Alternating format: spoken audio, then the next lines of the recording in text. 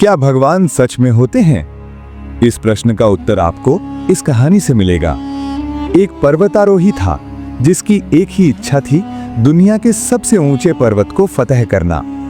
वर्षों की कठोर मेहनत और तैयारी के बाद उसने अकेले ही अभियान शुरू करने का निर्णय लिया, क्योंकि वो अपनी इस उपलब्धि को किसी के साथ साझा नहीं करना चाहता था। वो चढ़ाई शुरू करता है, शाम ढलने लगती है। रुककर विश्राम करने के बजाय वो लगातार आगे बढ़ने का निश्चय करता है। लेकिन अंधेरा इतना घना था कि हाथ तक दिखाई नहीं दे रहा था। चांद तारे बादलों में छिप चुके थे। वो अपने लक्ष्य से कुछ ही दूरी पर था कि अचानक उसका पैर फिसल गया और वो नीचे गिरने लगा।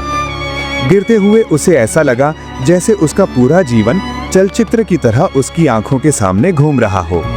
अचानक उसकी कमर से बंधी रस्सी ने उसे जोरदार झटका दिया और वो हवा में लटक गया। चारों तरफ अंधेरा, ठंड, सन्नाटा, मौत जैसे सामने खड़ी हो। घबराकर वो जोर से चिल्लाया, भगवान मेरी मदद करो। तभी आकाश में एक गहरी आवाज गूंजी, तुम मुझसे क्या चाहते हो? पर्वतारोही बोला, भगवान कृपा करके मेरी रक्षा कीजिए। आवाज आई, क्या तुम्हें सच में विश्वास है कि मैं तुम्हारी मदद कर सकता हूँ? वो बोला, भगवान मुझे आप पर खुद से भी ज्यादा विश्वास है। तभी आवाज ने कहा, अगर सच में विश्वास है तो अपनी कमर से बंधी रस्सी काट दो।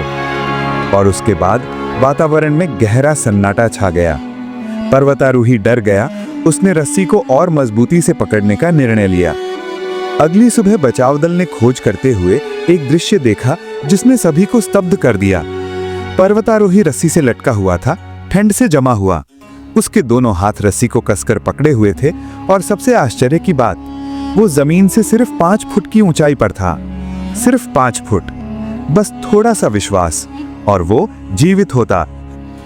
हम सभी अपने अपने रस्सियों को पकड़े रहते हैं, अपनी योजनाएं, अपने डर, अपना अहंकार, अपनी चिंताएं। और भगवान कहते हैं, भरोसा रखो, छोड़ दो, मैं संभाल लूंगा।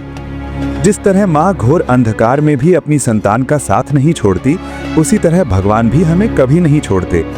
इसलिए प्रश्न ये नहीं होना चाहिए कि भगवान हैं।